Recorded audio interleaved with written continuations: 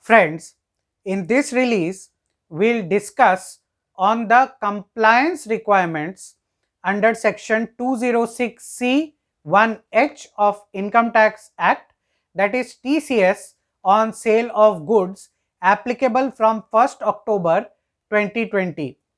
In the earlier two releases, we have discussed the implementational issues, so one can look at the other videos on TCS posted in our channel and understand the other issues. In this release, we will restrict to primarily the compliance requirements of TCS on sale of goods. So, in brief, the provision 206C1H requires that in case a seller of goods receives a consideration of more than 50 lakh rupees from a particular buyer in a previous year, then the seller has to collect TCS at the rate of 0.075% from 1st October 2020. However, in case TCS under 206C1 on scrap on motorcycles, under 206C1F for other provisions like 206C1G, or the buyer deducts TDS under any provision, then TCS under the instant section would not be applicable. This TCS would not be applicable on export of goods. If the buyer does not provide its PAN card to the seller, then this TCS would be applicable at 5% under section 206. This TCS would not even be applicable on imports or when goods are sold to government. It would not be applicable to those enterprises where the turnover in the previous year is less than 10 crore. Turnover means gross receipts, turnover or sales, anything. If it is less than 10 crores in the previous year, this would not be applicable in the current year. So, one needs to see the consideration received from a particular buyer from 1st October.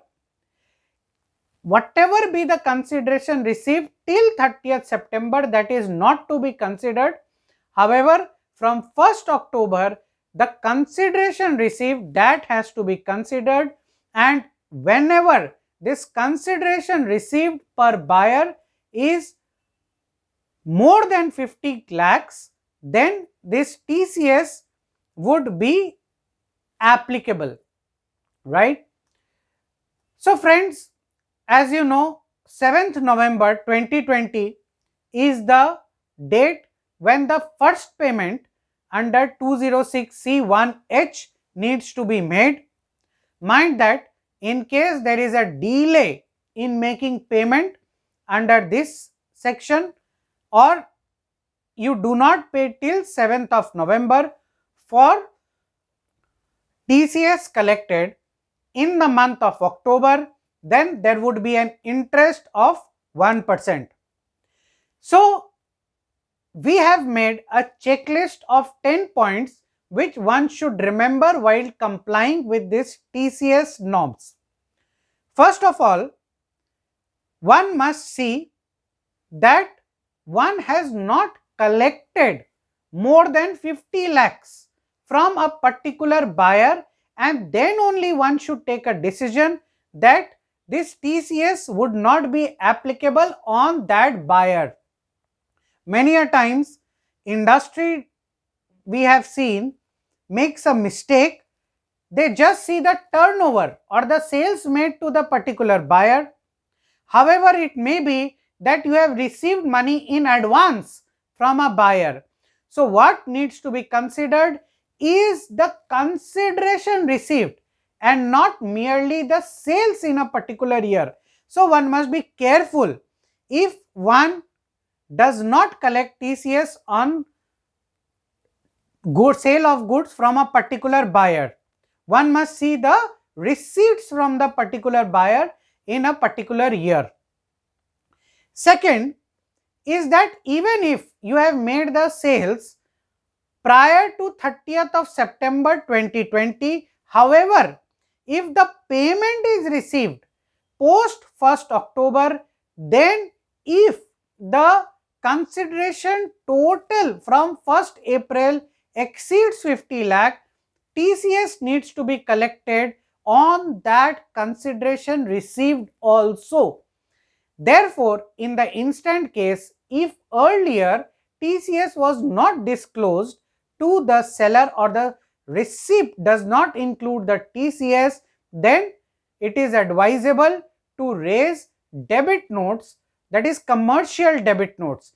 Generally under GST, we advise that debit notes would not be commercial debit notes. But in the instant case, since there would be no GST on TCS, therefore commercial debit notes would be recommended in case sales is made earlier and payment is received post 1st October. It is always advisable to have a ledger, a separate ledger of TCS due from a customer. So for example, you are making a bill on a particular customer for say 1 lakh plus 18,000 GST. Immediately it is advisable to post the TCS receivable from that customer also in a particular ledger. I am not using the word charge. Mind that this TCS is not a charge. Many a times, many taxpayers do this error that they show it as a charge on the invoice and then filing GST returns is a problem. Please note that this is just a collection of tax under income tax and it is not a charge. Therefore, it should be just disclosed on the invoice and not be charged. You might disclose it as a separate line item, which we have recommended earlier also. Well, thereafter in that ledger, one must do a reconciliation between the TCS which was disclosed in the invoices to a buyer and the TCS collected and what is paid to the government. One must be careful that the vendor master has the right PAN number. Otherwise, it would lead to a mismatch. You would be saying that we have deposited the TCS, however, the customer will not receive it as a credit in form 26AS and there would be a reconciliation issue. So, regular reconciliation should be done between your books and the books of the customer. What the customer has shown in his books as TCS paid and what you have shown as TCS received and what you have deposited and filed the returns. So this is a regular reconciliation which would be required every month or every quarter, I would say, so that at the end of the year there is not a mammoth reconciliation which is left pending. It would just be as good as a reconciliation which you do for GST, reconciling between your purchase register and your GSTR 2A. In this case, you have to reconcile your receipts vis-a-vis form 26AS, which or the TCS return which you file for the particular buyer, right? Friends, very important is that goods under Sale of Goods Act, which is applicable under 206C1H, also includes securities.